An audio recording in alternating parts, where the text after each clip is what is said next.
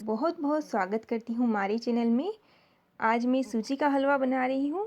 तो सूजी के हलवे के लिए मैंने घी को डाल दिया है और अब मैं इसमें सूजी को डाल के सेक लूँगी। यहाँ पर मैं माता रानी के लिए हलवा पूरी का प्रसाद बना रही हूँ।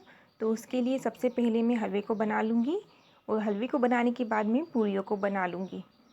तो सूजी सिक रही है, सूजी तैयार हो जाएगी तो उसके बाद मैं पूरियाँ तल लूँगी और प्रसाद तैयार कर लूँगी। नवरात्रि पे माता रानी को हलवा पूरी का प्रसाद चढ़ता है। 8 जोड़े चढ़ते हैं माता रानी को प्रसाद में। तो इस बार जो नवरात्रि थी, शारदीय नवरात्रि, उसकी अष्टमी पर मैं माता रानी को प्रसाद नहीं चढ़ा पाई थी। तो मैंने माता रानी को बोला था कि मैं बाद में चढ़ाऊँगी। तो अब मैं जो गुप्त नवरात्रि की अष्टमी है उस पर प्रसाद बना के माता रानी को चढ़ा रही हूँ। तो सूजी सिक रही है यहाँ पर मेरी, और ये सीख जाएगी तो फिर इसमें मैं गुड़ को डाल दूँगी। गुड़ जो होता है हलवे में उसी का उपयोग हम करते हैं। गुड़ को शुद्ध मानते हैं हम शक्कर से ज़्यादा, तो शक्कर का यूज़ नहीं करते हैं, गुड़ का ही करते हैं। तो गुड़ को मैं डाल दूँगी। गुड़ को मैंने अच्छे से पिघला कर पहले छान लिया है, जिससे उसमें मिट्टी जो रहती है वो निकल जाए। और अब मैं इसमें गुड़ को डाल दूँगी। हमेशा से ही हम गुड़ का ही उपयोग करते हैं प्रसाद के लिए। मैं तो बचपन से यही देख रही हूँ। मेरी मम्मी भी प्रसाद के लिए गुड़ का ही उपयोग करती थी और हम बोलते भी थे कि आप शक्कर नहीं डालते हो। तो मम्मी बोलती थी कि गुड़ ही डलता है माता रानी के प्रसाद में, ये हमें नहीं खाना है, माता रानी को चढ़ाना है तो उनके लिए तो गुड़ ही डलेगा, जो उनको पसंद है वही हम डालेंगे। तो यहाँ पर गुड़ को डाल दिया है मैंने। और अब हलवा जब तक तैयार होगा तब तक मैं पूड़ियों के लिए आटे को लगा लूँगी और आटा तैयार कर लूँगी। तो यहाँ पर आटे को ले लिया है मैंने और आटे को भी गूंद लिया है और हलवा उधर हो रहा है। तो उसके बाद में हलवा तैयार हो जाएगा तब तक मैं पूड़ियों को बेल के रख लूँगी। और पूड़ियों की जो है हमें 8 जोड़े बनाने हैं, तो 2-2 पूड़ियाँ लेनी है हमें। तो ऐसे करके 16 पूड़ी बनाऊँगी मैं और 8 एक एक जोड़ा मिला के 8 जोड़े तैयार हो जाएंगे। तो आटा भी तैयार हो गया है, हलवा भी तैयार हो रहा है। अब इसमें मैं बाद में सभी मेवों को डाल दूँगी कटे हुए। अच्छी तरीके से हलवा कितना अच्छा तैयार हो गया है।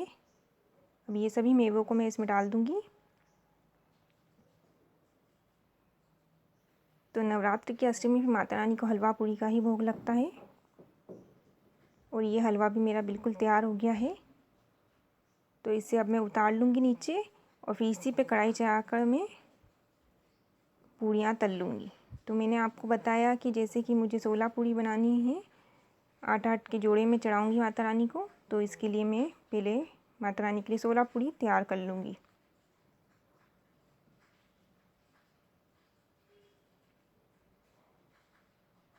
अष्टमी पर हम हलवा पूरी का ही भोग लगाते हैं।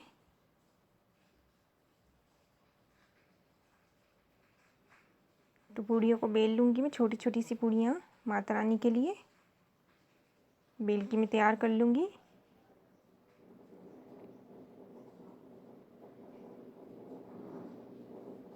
अभी तेल गरम नहीं हुआ है, तो मैं तेल लेकर अच्छे से पूड़ियों को बेल लूँगी।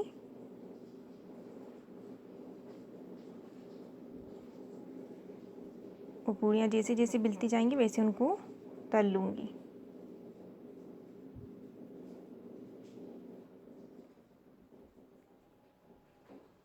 तो यहाँ ज़्यादा बड़ी पूड़ियाँ नहीं बेलूँगी मैं, छोटी छोटी सी माता रानी के लिए पूड़ियाँ तैयार करूँगी।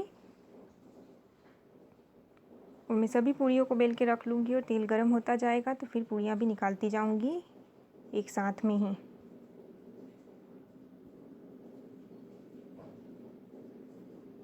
मैं पूड़ियों को तल लूँगी।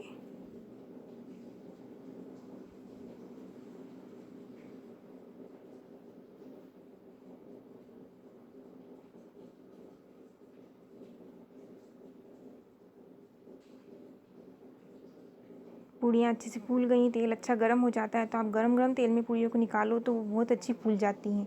ये देखिए तेल अच्छे से गर्म हो गया है तो पूड़ियाँ एकदम फूली फूली बन रही है। जो प्रसाद के लिए पूड़ियाँ बनती हैं वो छोटी छोटी बनती हैं और ज़्यादा बड़ी नहीं बनाते हैं हम। और तलने में भी अच्छी होनी चाहिए वो।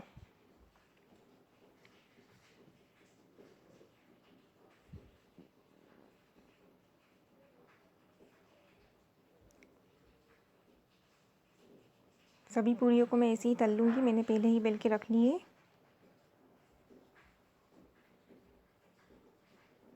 इस तरीके से। और फिर हलवा तो मेरा तैयार हो गया है। उसके बाद मैं थाली तैयार करूँगी माता रानी के प्रसाद की।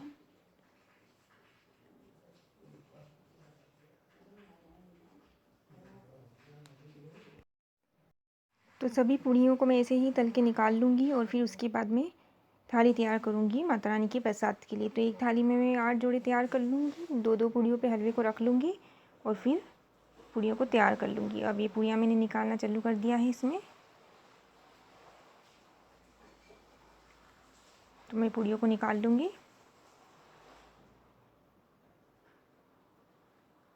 बाकी पूड़ियों को भी डाल के तल लूँगी।